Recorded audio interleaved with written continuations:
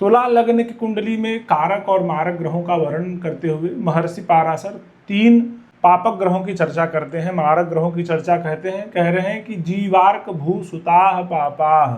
जीव अर्थात देवगुरु बृहस्पति, अर्क अर्थात सूर्य और भूसुत अर्थात मंगल। कह रहे हैं कि इस कुंडली में बृहस्पति, मंगल और सूर्य पापक ग्रहों की श्रेणी में है। जीवार्क भूसुताह पापाह शनैश्चर बुधौ शुभौ। 2 शुभ ग्रह की बात करते हैं।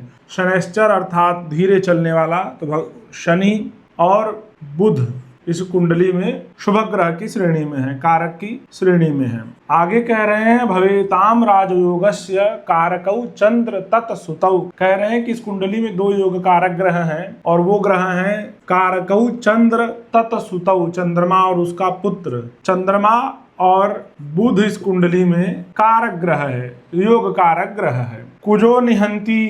कह रहे हैं कि इस कुंडली में जो प्रबल मारक ग्रह है वह है मंगल।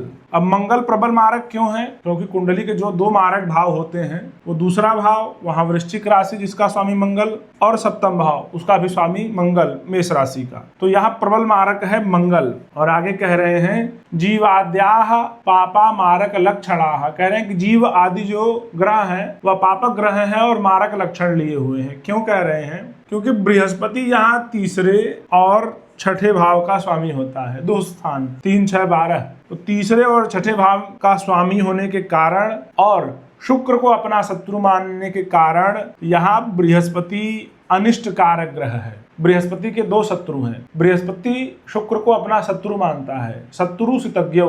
बुध और शुक्र को बृहस्पति शत्रु मानता है, तो इन सब कारणों से बृहस्पति यहाँ अनिष्ट कारक ग्रह है। आदि यानी जीव आदि, सूर्य को भी यहाँ अनिष्ट कारक कह रहे हैं क्योंकि शुक्र और सूर्य परस्पर शत्रु हैं। सूर्य की दृष्टि से शत्रु शेतारकी, शुक्र और शनि शत्रु हैं, और शुक्र की दृष्टि से इंद्विनौ अरि, इंदु और इनह, सूर्य का नाम है इनह। शुक्र और सूर्य की परस्पर शत्रुता है, 11वें भाव का स्वामी, छठे से छठे भाव का स्वामी, तो यहाँ सूर्य भी अनिष्ट कारक ग्रह है। शुक्र समः फलानि। कह रहे हैं कि यहाँ शुक्र जो है सम फल देने वाला है। ऐसा क्यों? क्योंकि शुक्र को अष्टम का दोष लगता है यहाँ तुला लग्न की कुंडली। तो एक सामान्य बात आप ध्यान रखिएगा, त्रिक भाव 6, 8 और 12 जो भी ग्रह इन भाव के स्वामी होंगे और इन भावों में जो भी ग्रह बैठेंगे उन ग्रहों के शुभ फलों में निश्चित रूप से कमी आएगी। तो इसीलिए शुक्र को यहाँ सम फल देने वाला कह रहे हैं। लेकिन मेष लग्न का फलित करते हुए महर्षि पाराशर कह रहे हैं कि रंध्रेशत्वे भूपुत्रो भवेत् शुभ सहायवान। रंध्रेश होने के बाद भी मेष लग्न की कुंडली में मंगल शुभ कारक है, सहायक है। उसी सूत्र से रंध्रेशत्वेपि भृगुजो भवेत् शुभ सहायवान, उसी सूत्र से शुक्र भी इस कुंडली में कारक होगा। शनि को योग कारक नहीं कहे हैं, परंतु शनि यहाँ पूर्ण रूप से योग कारक है क्योंकि चतुर्थ और पंचम दोनों भाव के स्वामी हैं, केंद्र और त्रिकोण दोनों का स्वामित्व है, तो शनि भी यहाँ प्रबल रूप से योग कारक ग्रह है। एवं विज्ञेयानि तुलोद्भवैहि।